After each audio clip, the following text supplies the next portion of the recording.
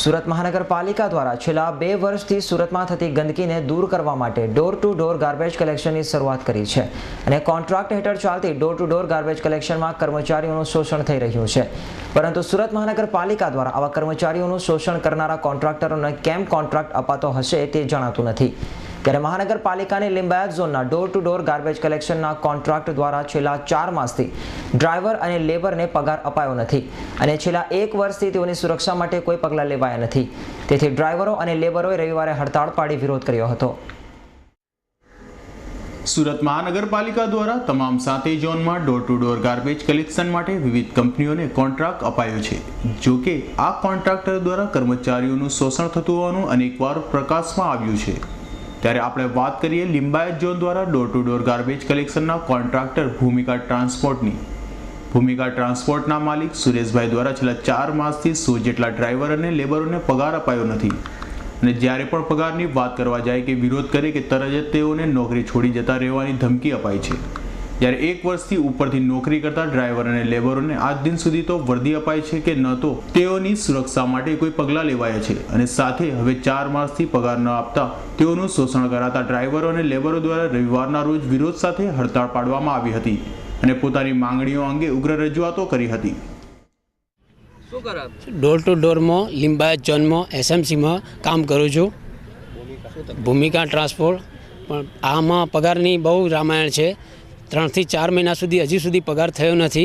आज bill pass थशे, काले थशे एम वायदा करे जाए। आने पहले सोमवारे मैं हड़ताल करेल पण पगार आप्यो नहीं। शनिवारनो वायदो करेल हतो पण आज शनिवारे वीती गयो। संडे है, संडेना कारणे पण हमने के नहीं मळे पगार। तमे जाओ, गाड़ी निकालो, काम करो, पगार बगारनी बात ना करो। वधारे बोलवा जाइए तो अमने चावी लेवानी मांगणी करे कि चावी आपी दो, निकली जाओ अहींथी। શું નામ છે કોન્ટ્રાક્ટરનું? કોન્ટ્રાક્ટર ભૂમિકા ટ્રાન્સપોર્ટ કંપની। શું કહે છે એ લોકો એમ કહે છે કે તમે કામ કરો અને અમારો પગાર પણ બહુ ઓછો છે। 3600 રૂપિયા ડ્રાઈવરનો પગાર છે અને 2400 રૂપિયા લેબરનો પગાર છે। હા, અને આમાં ગંદકીમાં કેટલો ગંદો કચરો આવે છે।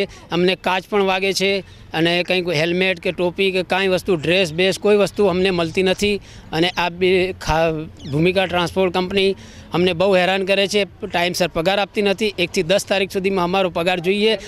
કેટલા લોકો આ હડતાલ પર ઉતરેલા છે? અમે 100 જણનો સ્ટાફ છે। 33 ગાડી છે। 60 ફેરા થાય છે અમારે। 33 ગાડીનો સ્ટાફ છે અમારો 99 જણનો, પણ 99માંથી એક પણ જોડે અત્યારે વર્ધી નથી કોઈ કાચની વ્યવસ્થા, કોઈ દવા બવા, કોઈ બીમાર થાય કોઈ પણ વ્યવસ્થા નથી અમારે જોડે। અરે ભાઈ, શું સમસ્યા છે? સમસ્યા એ છે કે લગભગ 2-1 મહિના થઈ ગયા, હજી સુધી અમને પગાર નથી મળ્યો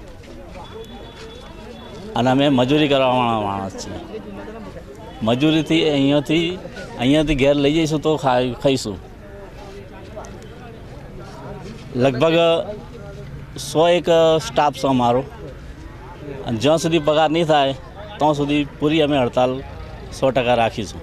હું અહીંયા ભૂમિકા ટ્રાન્સપોર્ટમાં 1 વર્ષથી કામ કરું છું અને અમારી પ્રોબ્લેમ એ છે કે અમને પગાર ટાઈમસર મળતી નથી અને બીજી બધી જે બાકીની સેફટી છે, મેડિકલી હોય કે ફિઝિકલી જે પણ છે, અમને સેફટી બધી મળતી નથી અને અમે આજે હડતાલ કરેલી છે બધી કે અમને 4 મહિનાથી ધક્કો ખવડાવે છે।